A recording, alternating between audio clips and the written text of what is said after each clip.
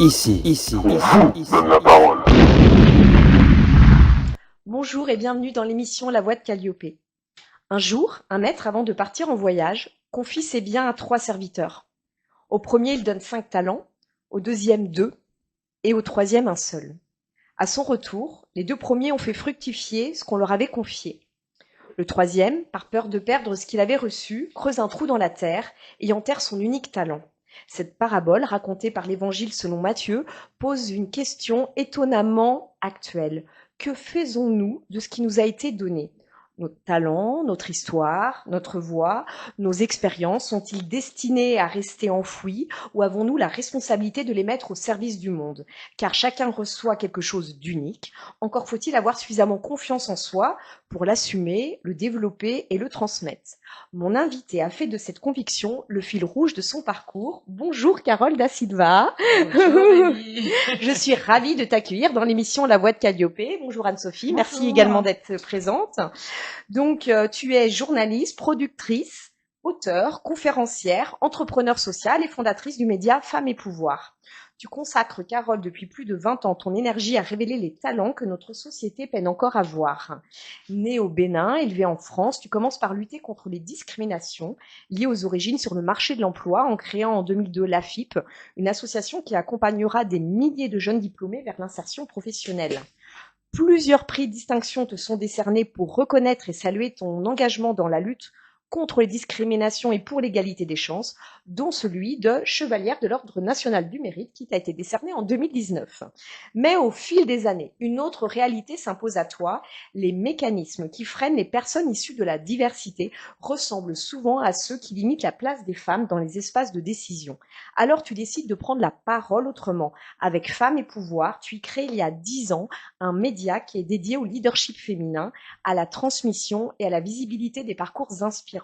Non pas dans une logique d'opposition entre les femmes et les hommes, mais dans une volonté de dialogue, de regard croisé et de compréhension mutuelle. Depuis, tu as réalisé plusieurs films documentaires, dont La barrière des préjugés, 4 films pour ne plus se mentir. Et au cœur de la pandémie, tu as également écrit ce livre, le livre Femmes et Pouvoir, 12 clés du succès. Dans ce livre, tu présentes 12 portraits de femmes. Chacune incarne la clé qu'elle a su utiliser pour ouvrir la porte de son succès. Tu as également conçu le programme de formation Deviens qui tu es pour nous accompagner à identifier notre propre clé du succès. Aujourd'hui, tu navigues entre Paris et Montréal pour faire vivre 2 projets incarnant pleinement ta vision. D'un côté, les Jeudis du pouvoir, des rencontres qui explorent les ressorts profonds du leadership et de la connaissance de soi. De l'autre, ton nouveau documentaire, Sagesse partagée, qui donne la parole à des leaders d'exception, 7 femmes inspirantes de plus de 70 ans, issues de cultures différentes. Tu recueilles ce qu'elles ont appris du féminisme et de l'engagement au Québec. Et surtout, tu mets en lumière leur audace, leur persévérance et leur capacité à prendre leur place. Car si les talents doivent être cultivés, encore faut-il que les générations précédentes aient le temps de nous transmettre ce qu'elles ont découvert en chemin. Alors, comment transforme-t-on une expérience personnelle en engagement collectif? Comment transmettre sans s'opposer? Et comment permettre à chacun de prendre pleinement sa place dans une société qui continue à rendre certains talents invisibles? C'est ce que nous allons explorer aujourd'hui avec toi, Carole Da Silva. Alors, tu m'as confié en préparant l'émission que chacun reçoit un talent qu'il a la responsabilité de faire fructifier. C'est pour ça que j'ai commencé l'émission par cette parabole selon l'évangile de Saint Matthieu. Quel est le tien, en tout cas? Quel est ton talent?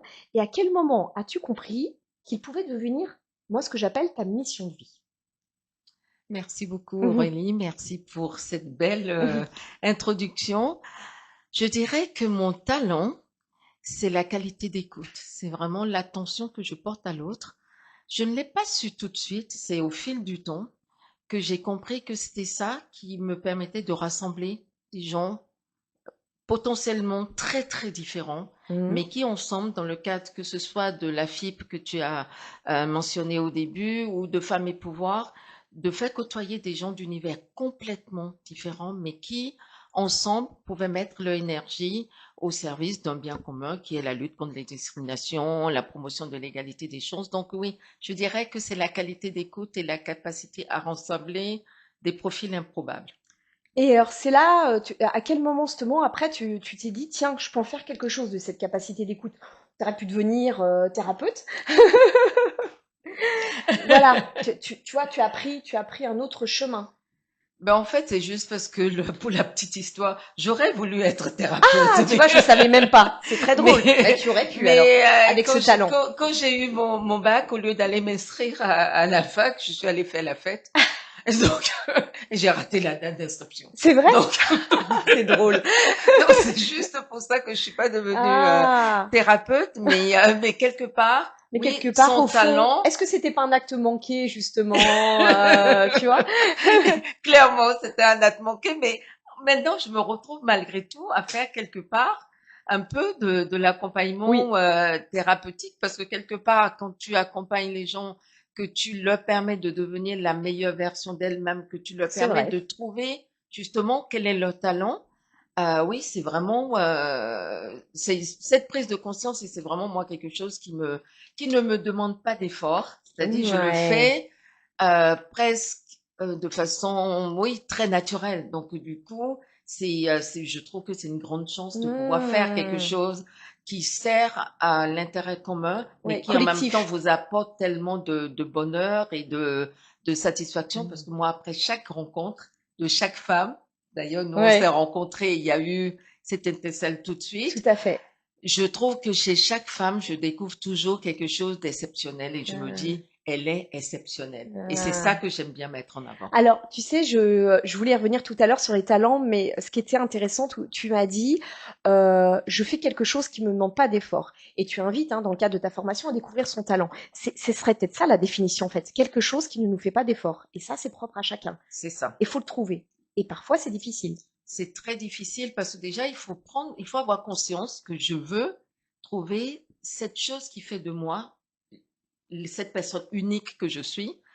Et en plus de ça, qui ne me demande pas d'effort, mais Mmh. dans lequel je prends du plaisir. Oui. Parce que c'est très important. Quand vous Mmh. faites quelque chose pour lequel vous êtes doué, c'est inné chez vous, vous le faites avec tellement de grâce, tellement de naturel, tellement d'authenticité, parce que ça aussi, c'est un volet qu'on oublie souvent. Mmh. Cette dimension authentique permet que vous allez pouvoir rassembler des gens autour Mmh. de vous parce que tout ce langage corporel du non-dit parle, tous les signaux de votre corps, de vos yeux, de vos mains, Ouais, de tout, ouais, la gestuelle. parle, transmet des signaux à la personne qui est en face de vous Mmh. pour être, pour pouvoir, en tout cas, prendre conscience que oui, cette personne, elle a compris et je peux suffisamment lui faire confiance pour lui partager des choses. Elle peut m'accompagner à faire un bout de chemin. Mmh.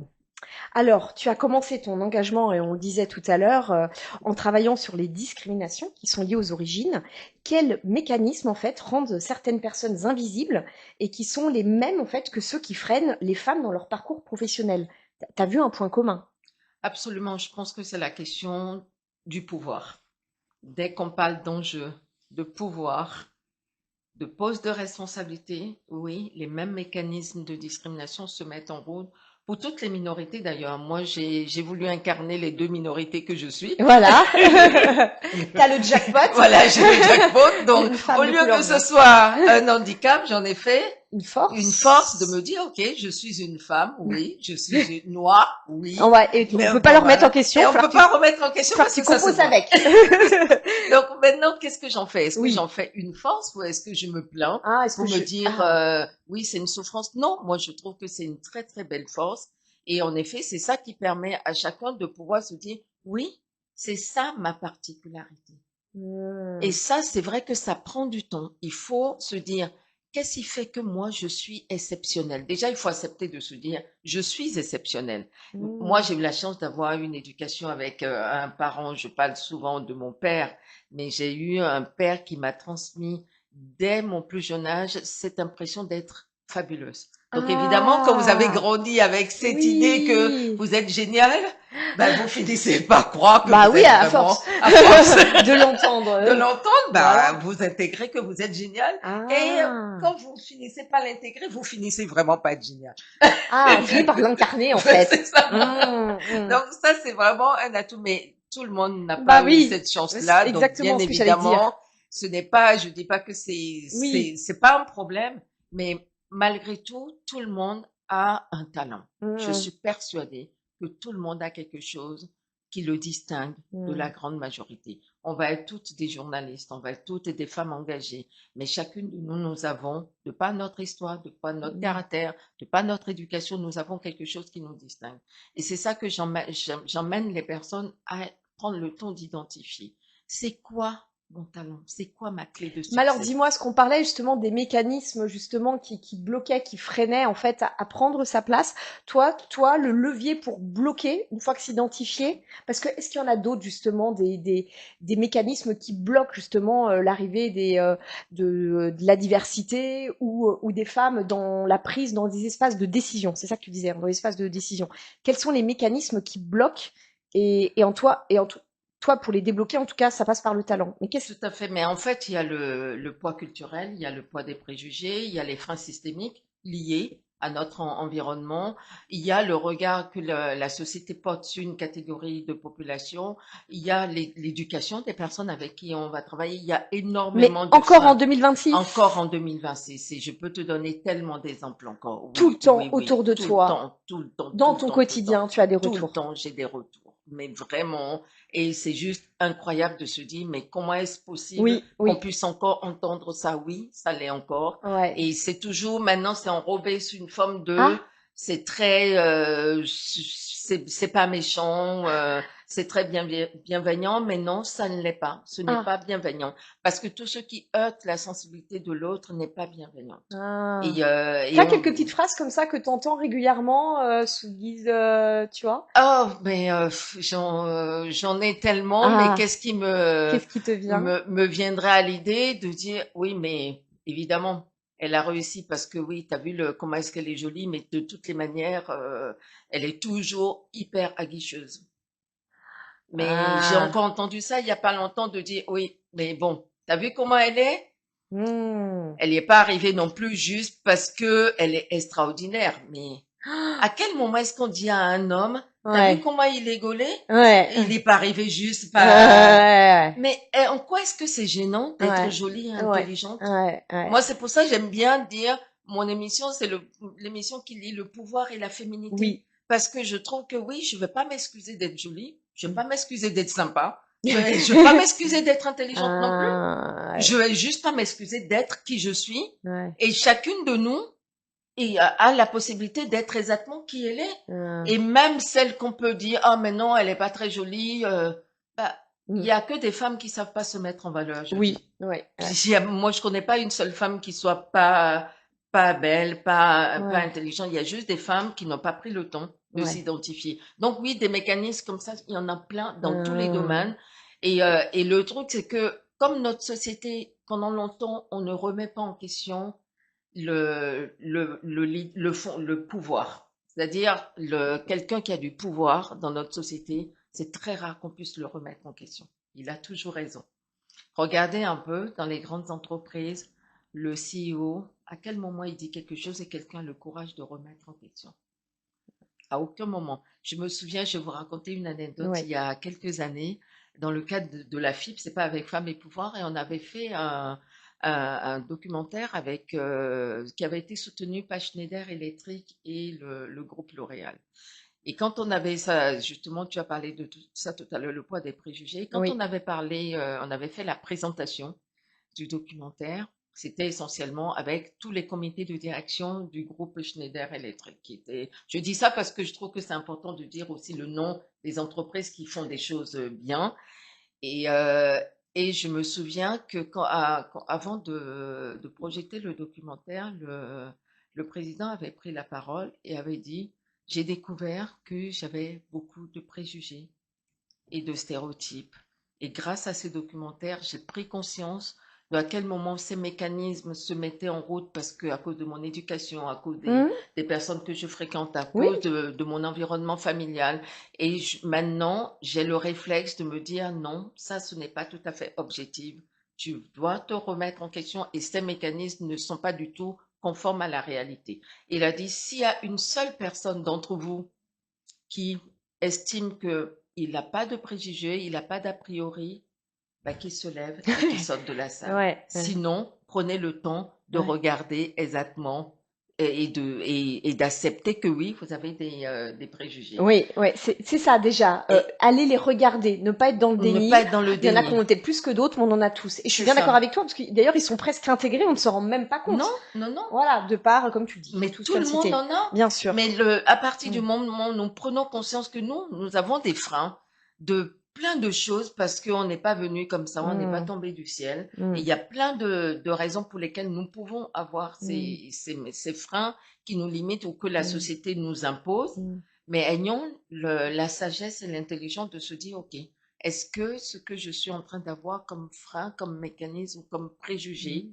est-ce que c'est justifié? Pourquoi est-ce que j'ai ces préjugés-là? De se remettre en question, ce n'est pas facile, Oui, mais il faut avoir cette humilité. Je oui. pense que quand on a cette humilité, ça permet justement de participer à ce que les choses changent autour de Tout nous. à fait. Alors, c'était très bien que tu prennes cet exemple, notamment avec ce PDG, parce que tu défends la place des femmes et tu refuses les logiques d'affrontement entre les femmes et les hommes. Selon toi, qu'est-ce qui se perd, en fait, quand on oppose les uns aux autres? Et justement, qu'est-ce qui devient possible, et tu as dû le vivre plein de fois, lorsqu'on crée du dialogue entre les femmes et les hommes? Ben, je pense que déjà, ce qui nous, aujourd'hui, on est dans une société où on a besoin de nous mettre dans des cases ou dans Oui, des cadres. Donc, si t'es pas ça, c'est que si t'es pas avec moi, t'es contre moi, oui, oui. systématiquement. On est en train de créer une société d'opposition au lieu de créer une société de complémentarité. Alors que la vie, elle est très difficile en ce moment. Et que beaucoup d'hommes cherchent aussi leur place, se disent, moi je connais énormément d'hommes justement qui participent à ce que l'égalité soit réelle. Et d'ailleurs, pourquoi est-ce que j'ai commencé à travailler beaucoup plus avec les hommes? Parce que beaucoup de femmes qui sont dans des espaces de pouvoir que j'interviewe me disent, j'ai pu le faire grâce à mon compagnon, grâce à mon conjoint, grâce à mon frère, grâce à mon père. Moi, je prends mon cas grâce à mon père. Et donc, je me dis, mais il y a tellement d'hommes qui font aussi des choses incroyables. Et pourquoi est-ce qu'on devrait systématiquement diaboliser tous les hommes? Non. Il faut pouvoir dire, oui, il y a beaucoup d'hommes parce que ils ont évolué dans un système qui leur a donné ce sentiment de supériorité et ça se perdure. Mais il y a tout ce qui aimerait que la société soit beaucoup plus harmonieuse, qu'elle soit beaucoup plus égalitaire. Et c'est important de les mettre ensemble, de leur donner la parole pour qu'ils puissent partager leur vision et Oui. nous apporter aussi des solutions que nous n'avons pas. Parce que souvent, on a l'impression que nous, on sait tout, mais la personne qui est en face de vous, elle sait aussi des choses. Et si Mm, on prenait le temps d'écouter ouais. les uns et les autres pour dire, OK, moi, c'est comme ça que je vois les choses, voilà là où j'en suis. Comment est-ce que toi, tu verrais ça pour que ça puisse changer, mais dans l'intérêt de tous? Moi, Mm, j'aborde toujours les choses avec ce regard, de dire, dans l'intérêt collectif, qu'est-ce que tu as que je n'ai pas, que tu mm. pourrais apporter? Qu'est-ce que moi j'ai que je n'ai pas? Et en fait, quand on commence à parler comme ça, la plupart du temps, les gens, ils vous écoutent. Parce que vous êtes pas dans une démarche, D'espace de qui a raison. voilà, d'injonction de C'est dire, ça. je viens te dire que t'es pas bien, c'est pas du Oui. tout manichéen. Ouais. C'est vraiment, bah, pour que ça puisse être bien, faisons-le ensemble. Et si tu Mm, le fais pas pour moi, fais-le pour toi. En mm. général, les gens, ils comprennent bien quand tu le dis. Mais c'est pas que pour moi que je te Ouais. demande, je te dis, faisons-le aussi Pour pour toi. toi. Ouais, ouais, Ou, bah, t'as certainement une sœur, t'as ouais, certainement une amie, ouais, bah, t'es ouais. venu par une mère. Donc, Voilà, donc, ouais, si tu penses à toutes ces personnes que tu aimes, fais-le pour elles, ouais, même pas pour moi. ouais, Et en ouais, général, les gens, ils l'entendent assez bien. ouais, je comprends. Ça, c'est très bien. Bon, alors, pour prolonger cette réflexion sur l'héritage, en fait, la transmission et la place des femmes dans la société, on va maintenant retrouver Poil de culture, une chronique culturelle pas comme les autres. Expositions, spectacles, concerts, livres. Anne-Sophie, tu nous montres comment la culture se croise, se répond et raconte notre époque en traversant l'histoire sans jamais aller à rebrousse-poil.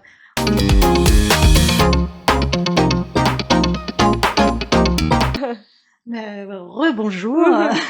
Alors en fait, l'actualité culturelle ce mois-ci m'a donné l'occasion de faire le lien entre trois femmes très célèbres. Mhm. On parle des femmes du siècle dernier, mais que je trouve extrêmement contemporaines et je vais vous expliquer pourquoi. Mhm. Dans un premier temps, j'étais très impatiente de voir l'exposition Marilyn Monroe à la Cinémathèque française. C'est à Paris, c'est jusqu'au 26 juillet, si D'accord. jamais vous avez l'occasion. Donc c'est une expo très riche en photos, en extraits de films, j'ai redécouvert avec plaisir pourquoi et comment Marilyn attirait autant la lumière sur elle. Alors un petit regret toutefois, j'ai pas appris grand-chose finalement qu'on ne savait déjà sur la vie de Marilyn. Donc c'est peut-être déjà beaucoup de choses. Alors peut-être, Ouais. j'ai envie de dire notre génération à nous, peut-être que les Peut-être, plus jeunes peut-être. pourraient avoir plus d'infos. Mais la présentation était assez sommaire et assez convenue. Ouais. Bon, Voilà. mais il y avait ce plaisir de retrouver plein d'images et ça c'était vraiment chouette. Mais alors un élément m'a quand même interpellée. En fait, c'est la volonté de Marilyn d'échapper à sa condition et de se battre en vain au final pour garder le contrôle de sa vie tout au long de sa courte vie. Et par exemple, alors dès 1945, en fait, elle devient modèle et tout simplement, ça lui permet de pouvoir divorcer et d'échapper à sa condition ouvrière. Donc bon, ça reste exceptionnel, pour l'époque. Pour l'époque, c'est assez exceptionnel. Et alors 10 ans plus tard, seulement 10 ans plus tard, elle est déjà très célèbre. Et alors là, pour le coup, je le savais pas. Elle engage une bataille juridique contre la Fox. Elle commence à refuser certains rôles de blonde sexy. Elle en avait marre.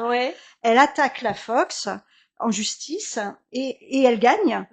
Et elle réussit alors à obtenir un meilleur salaire parce qu'elle était moins bien payée que les hommes, disposer d'un droit de regard sur les scénarios, les réalisateurs et surtout, ce qui est rarissime à l'époque, elle crée sa propre société de production. Marilyn Monroe Productions. Voilà, tout simplement. Et alors là, Marilyn productrice en 1955. Oui. Je ne savais pas et je trouve ça extra. Et aujourd'hui encore, en fait, on dit que cette décision, elle est considérée comme l'un des actes les plus audacieux de sa carrière. Et ça m'a vraiment intéressée. Et d'autre part, je me suis dit quand même que les combats n'avaient pas beaucoup changé depuis 70 ans. C'est vrai. On est un peu toujours sur les mêmes combats. Et le hasard fait qu'il y a une autre exposition en ce moment à Paris que je voulais absolument voir. C'est pour mettre en avant aussi le destin d'une autre américaine, tout aussi courageuse. C'est le destin de Lee Miller. Donc moins connue. Peut-être un peu moins connue. Donc l'exposition, c'est au Musée d'Art moderne de Paris.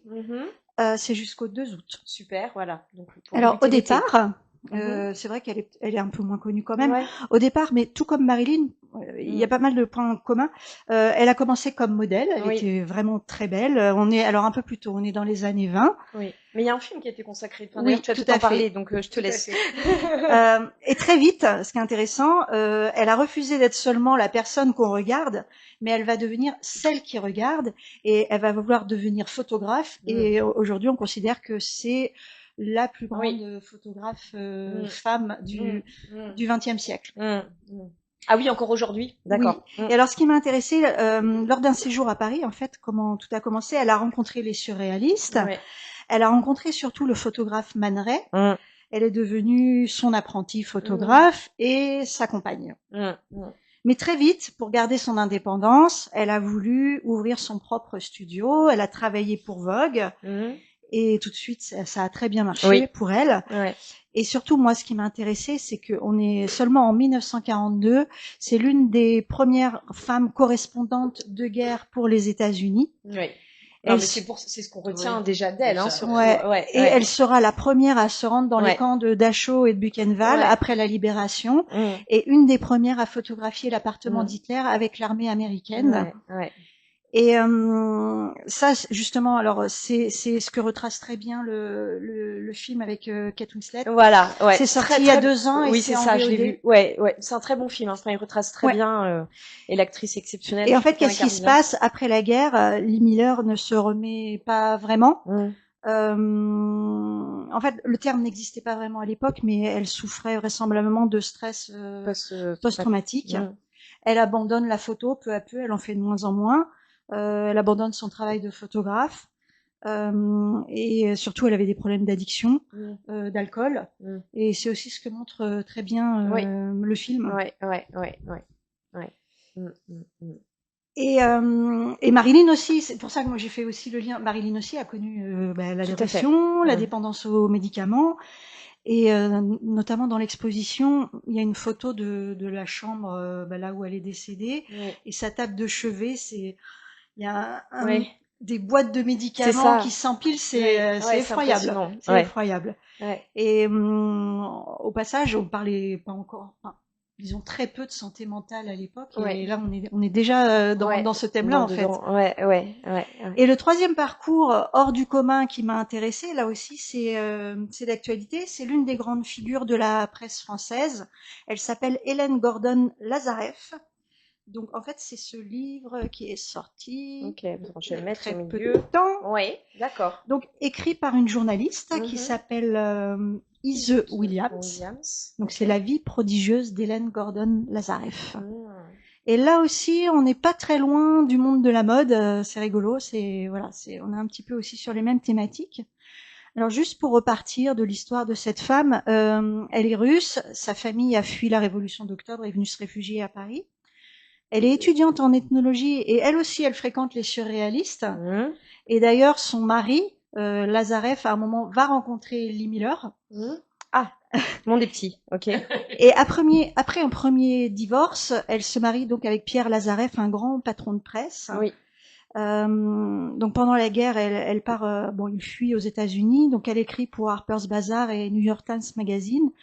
Et en France, elle écrit pour Marie-Claire. Et on est seulement en 1945 et elle fonde le magazine Elle. Ah, ouais. Et alors, elle a l'idée, qui est très originale, d'en faire un hebdomadaire, ce qui n'existait pas. Ah, ça n'existait pas. Non, d'accord, tu c'est me l'apprends. très innovant. Tu me l'apprends.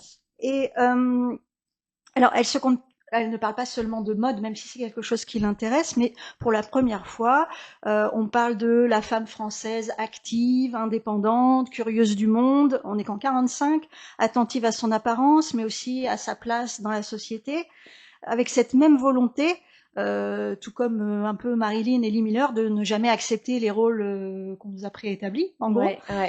Et donc elle, c'est une femme. Cette biographie, elle est vraiment sympa à lire parce qu'on se rend compte que c'est vraiment une femme très libre, très créative et surtout une travailleuse acharnée quand même. Et elle impose Coco Chanel, Courrèges, elle découvre Brigitte Bardot qui n'a que 14 ans. Enfin, ouais, donc elle met en valeur elle aussi, à travers un média, toutes ces autres et femmes elle révolutionne iconiques. les choses et on est vraiment juste après-guerre.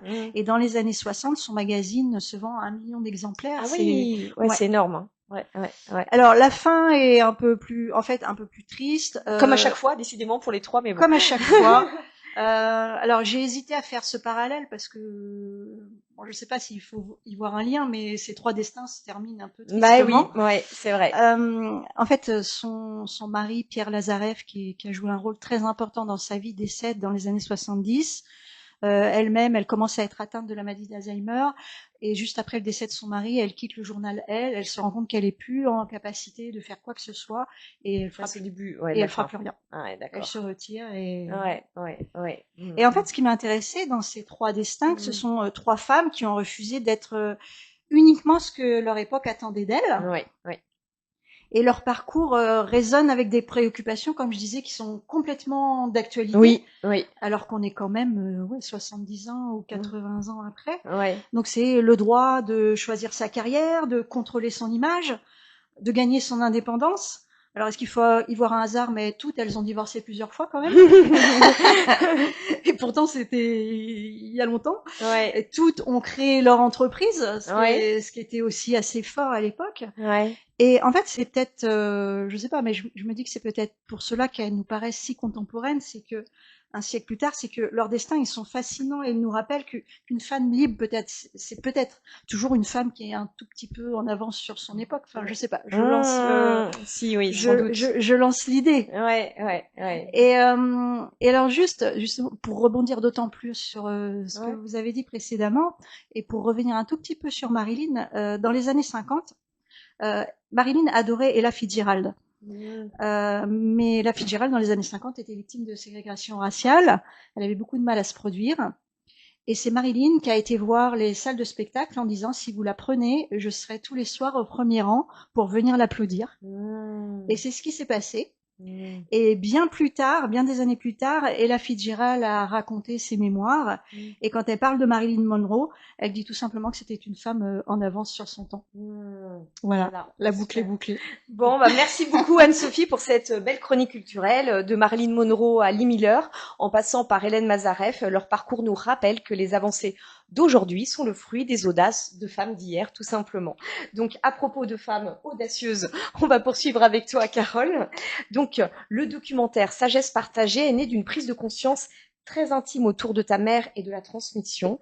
Qu'as-tu découvert auprès de ces femmes de plus de 70 ans que les générations plus jeunes gagneraient à entendre aujourd'hui?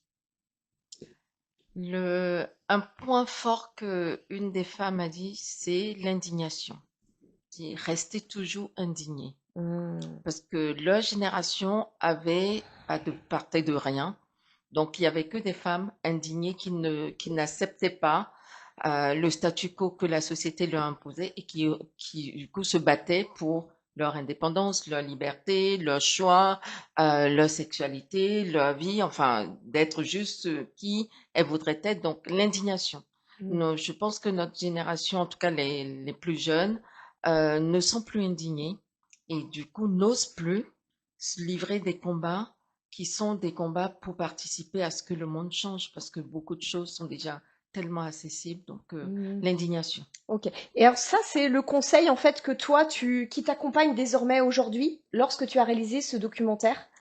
Alors, le conseil, enfin, comme tu disais, je suis partie d'un constat très personnel, de dire, d'une part, Oui, c'est rappeler le c'est contexte. triste d'avoir du pouvoir et de ne pas penser à sa transmission. Oui, Parce que le pouvoir, c'est juste un outil qui vous permet à un moment un instant T.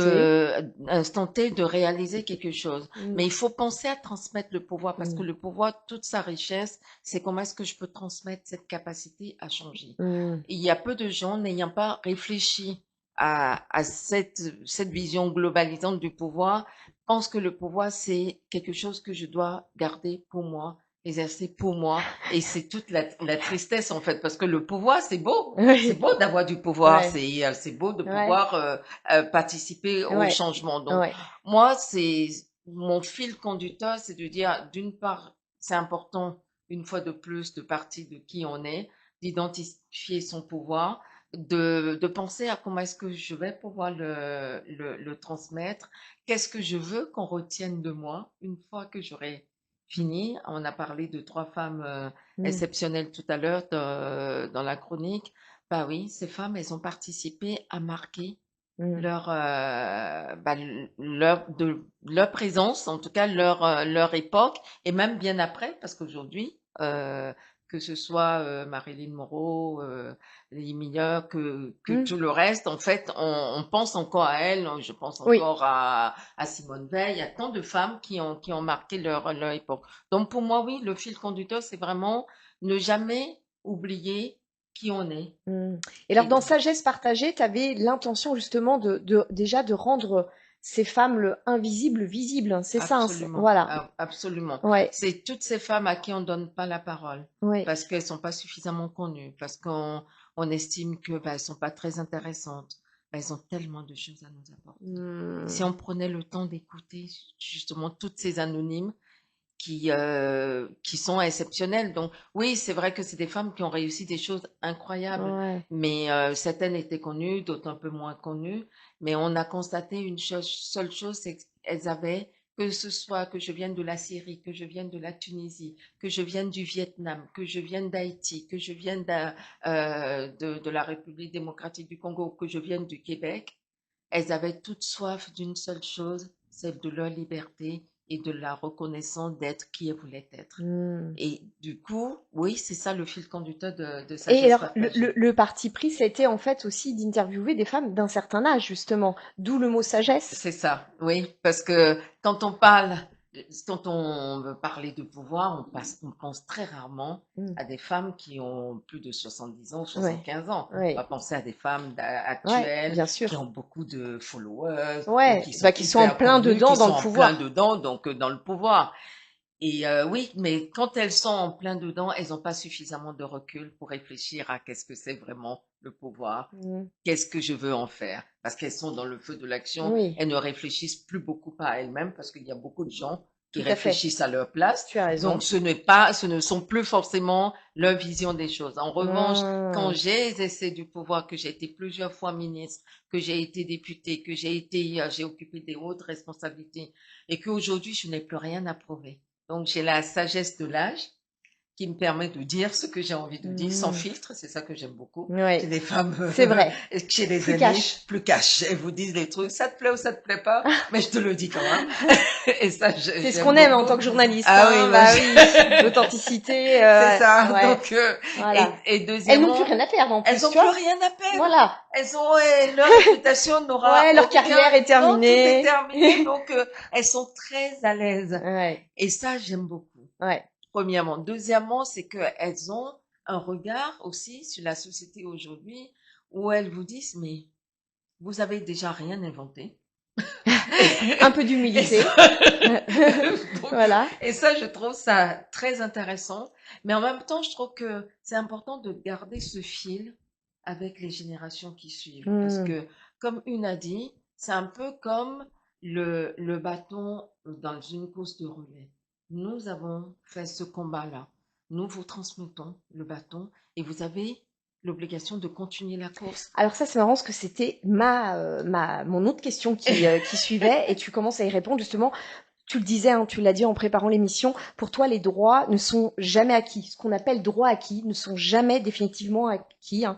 Dans un monde qui avance vite, on oublie parfois son histoire. Tu le dis, hein, tu me citais l'exemple, on va en reparler aux États-Unis, mais qui est un héritage qu'on doit absolument en fait préserver et transmettre et que les générations qui arrivent ne doivent pas oublier. C'est ça en fait ton attention aussi à travers ce documentaire. Hein. Absolument. C'est vraiment de se dire, nous devons préserver la mémoire Oui. de toutes ces femmes, de toutes ces générations qui ont livré des combats incroyables pour qu'on puisse avoir le droit au vote, qu'on puisse avoir le droit de créer son entreprise, le droit de disposer d'un compte bancaire, le droit d'avoir la possibilité de conduire. Ça paraît bête comme ça aujourd'hui, mais ça a été un combat que des femmes ont mené pour qu'aujourd'hui, nous on puisse se dire, bah, j'ai décidé de créer ma boîte, j'ai décidé de m'acheter une voiture, je veux partir en vacances, je prends mon billet, je vais sur Internet, je prends mon billet, et si t'es pas content, j'y vais quand même.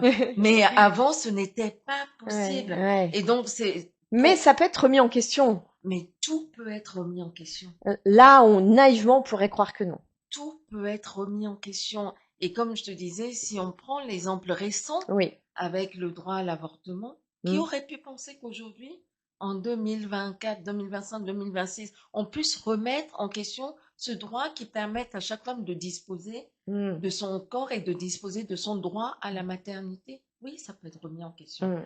Parce que rien, à partir du moment où vous avez réussi à prendre quelque chose par la force, sachez que les personnes qui vous ont imposé cette décision, il y a encore une partie de ces personnes-là qui sont là, qui sont tapis et qui attendent. Et dès qu'il y aura une possibilité, vous ramèneront au statut initial. Pourquoi? Parce que ça leur a enlevé une partie de leur liberté, ça leur a enlevé une partie de leur privilège. Donc, bien évidemment, ne sont pas intéressés pour partager le privilège. Et c'est pour ça que je fais souvent ce parallèle entre les personnes issues des minorités visibles ou des personnes dites racisées, enfin bon, je ne sais plus quel terme on utilise, mais et la question des femmes quand on parle de pouvoir. Dès que vous parlez de pouvoir, que vous parlez d'enjeu, les mêmes réflexes de protection se mettent en route.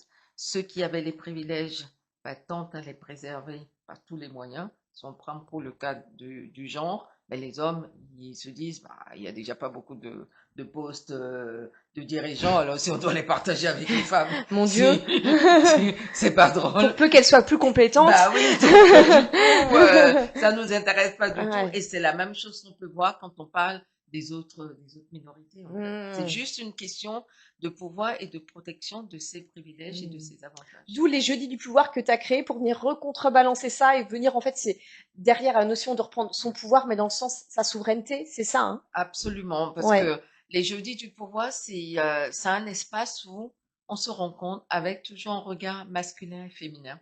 D'accord, tout le temps? Tout le temps. Okay. Il y a toujours un regard masculin-féminin, un œil de l'expert. Pourquoi?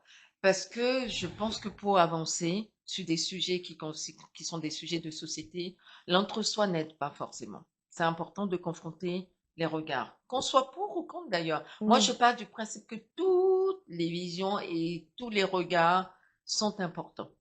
À partir du moment où ça ne vient pas entraver la liberté. C'est pour ça que j'aime bien la phrase de ta liberté s'arrête là où commence la mienne. Ouais. C'est parce que, mais par contre, si on est dans un respect partagé, ben, l'espace commun, ben, il est respecté par tout le monde parce que chacun de nous, nous arrivons en mettant un frein à nos libertés respectives pour partager avec une liberté collective. Donc, les jeudis du pouvoir, c'est toujours autour de thématiques qu'on a estimées récurrentes ou participant aux freins dans l'accès des femmes à des positions de pouvoir et on confronte le regard de nos invités, mais aussi de tous les participants. Donc, c'est un petit comité en général. On est entre 15 et 20 participants. Donc, ça ouvre l'état d'esprit, en fait, c'est ça, hein, c'est l'idée. Ça ouvre l'état d'esprit, ça permet de se rendre compte que finalement, je ne suis pas la seule à penser comme ça. Et supposons même que je pense différemment, ce n'est pas un problème. D'accord. Je peux être accueillie, je peux transmettre et partager. C'est ça. Et c'est le début, je peux aussi m'inspirer de tout les analyses des autres. Donc, en général, quand les gens partent de là, disent, mais j'avais ce problème depuis des mois, je ne savais pas à qui en parler. Et j'ai eu la solution. Donc, par exemple, on a fait sur la sororité est-elle une vue de l'esprit ou un vœu pieux, par exemple. Donc, belle question. Parce que je trouve que on parle beaucoup, tout à l'heure, vous avez parlé du fait que de soutien de Marilyn Monroe par rapport à Ella Fitzgerald, de se dire, mais oui, quand aussi j'ai du pouvoir, les femmes entre nous, pourquoi est-ce qu'on ne se soutient pas? Oui, tout à fait. Pourquoi est-ce que cette question de sororité, on est même obligé de rappeler qu'est-ce que c'est? Ce n'est pas parce que quand une femme accède à un poste à responsabilité, il faut juste que les femmes l'entendent. Elle ne vous a rien volé. Elle a juste pris sa place.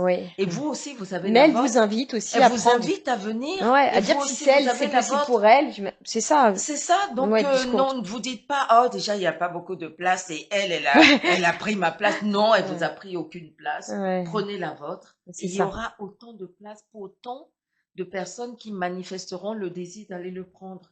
Donc, c'est pour ça que j'aime bien dire que on donne le pouvoir à celui qui manifeste le désir de le prendre. Très bien. Alors, à la question posée aux 7 femmes dans le documentaire Sagesse partagée, que diriez-vous aujourd'hui à la petite fille de 10 ans que vous étiez? Elles ont répondu, donc l'une a répondu, tu en parlais, soit indignée, c'est le premier, soit audacieuse, prends ta place, on en parle, va au bout de tes rêves, soit forte, soit innovante, soit persévérante. Donc, tu me vois venir, Carole, que dirais-tu aujourd'hui à la petite fille de 10 ans que tu étais? À la petite fille de 10 ans que j'étais, je lui dirais, sois toi-même. Sois toi-même. Oui. Super. Sois toi-même. Super.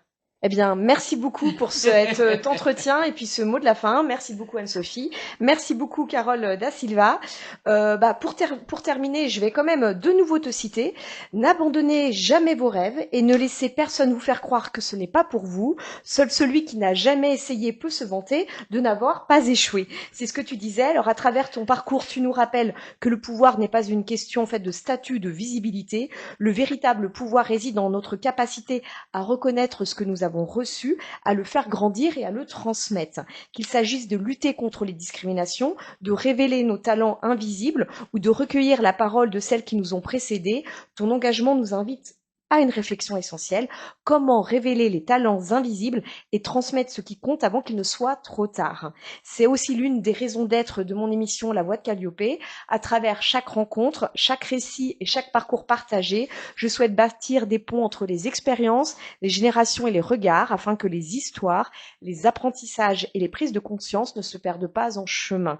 Car transmettre, c'est laisser aux autres un message qui continuera à grandir bien après nous. Je vous remercie.